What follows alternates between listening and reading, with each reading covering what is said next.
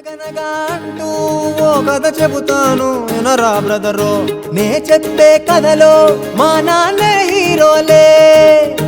మాటల్లో కొంచెం కరుకే గాని ఆ మనసే ముత్యం. అందుకనే కదరా నాకిష్టం మా నాన్నే.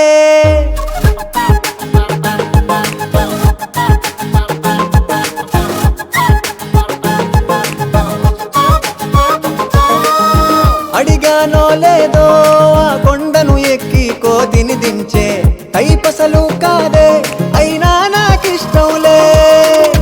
పీకిందేదైనా ఓ సింతేనా అని వెళ్ళిపోతాడే, అది ఆయన స్పెషలే అయినా నాకిష్టంలే.